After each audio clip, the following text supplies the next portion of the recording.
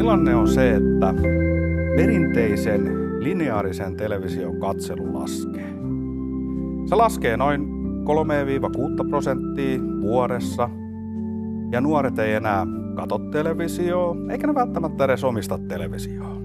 Näin ollen olemme kokoontuneet tänään tänne sytyttämään kynttilän kaupalliselle televisiolle. Ei. Eikö? Ei. Tervetuloa studioon Screenforcen toiminnanjohtaja Anna Lujanen. Kiitos. Hei, televisiosta puhutaan paljon. Mm-hmm.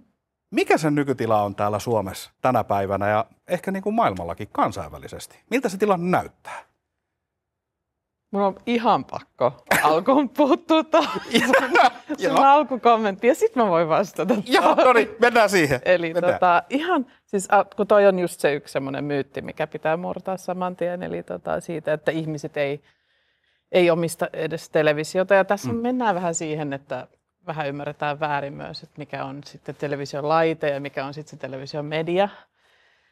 Eli kun Finnpanel tutkii TV-taloukset tutkimuksen kautta, kysyy tätä, että ketkä omistaa television, niin niistä, jotka sanoo, että he ei omista TV-vastaanotinta, kuitenkin 93% katsoo ilmaispalveluista kuukausittain tai useammin juuri sitä televisiota. Eli ja sitten 39% tilaa näitä maksullisia suoratoistopalveluita. Ja 45% näistä sitten katsoo niitä kuukausittain tai useammin.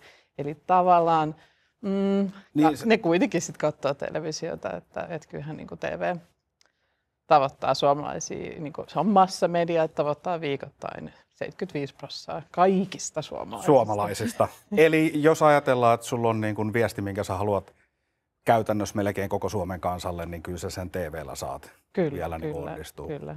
Että kyllähän se on, niin kuin, kuuluu ihan huoltovarmuuteen ja on semmoinen niin kuin pilari tässä yhteiskunnan uutisoinnissa ja arjessa. Joo. No miten sitä nykytilaa sitten? Niin. Mun pitää palata siihen, anteeksi. Ei mitään. Eli no siis kyllähän se voi hyvin. Että se on tavallaan just nyt semmoisessa murrosvaiheessa.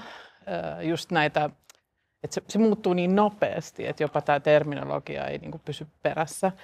Että sitten mä sanoisin niin kuin iso ruutu edelleen dominoi, vaikka moni just mutta kuitenkin se olohuone kiinnostaa, että siellä on niin kuin monenlaisia toimijoita tulossa sinne olohuoneeseen, että nämä isot globaalit yrityksetkin panostaa tosi paljon tähän telkkarin teknologiaan ja tulevaisuuteen, että se voi hyvin se vaan niin kuin,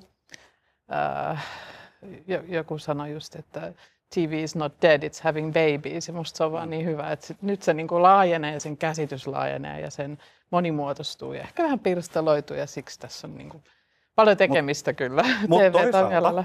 Aika kiva juttu, koska jos miettii niin, että TV on ollut aika staattisessa asemassa aika pitkään. Joo, nyt ja nyt yhtäkkiä vauhti on sellainen, että ei pysytä niin kuin mukana. Niin me yritetään kovasti ja mä sanoisin, että Suomessa me ollaan pysytty aika hyvin mukana. Että sitten ehkä se on haastavampaa monessa muussa maassa. Niin, onko se niiden tilanne erilainen? On tosi erilainen, että ihan siis ja se liittyy just siihen lineaariin, että mikä se rooli on sitten missäkin kulttuurissa ollut ja miten nopeasti sit infrastruktuurit, netit, tähän kaikki liittyy kaikkeen sitten ja miten niin kuin kansa ostaa älytelkkareita, vaikuttaa kehitykseen, että Suomessahan on hirveän hyvä tilanne laitekannassa, että mä sanoisin, että me ollaan täällä pysytty. Me ollaan ehkä sun yksi hyvä esimerkki. Onko mallioppilas kenties? No, Pohjoismaat on monella tapaa, joo. Okay. Mutta on tässä tekemistä. Ei tietenkin, en väheksy yhtään, etteikö meillekin olisi tekemistä pysyä murroksessa mukana.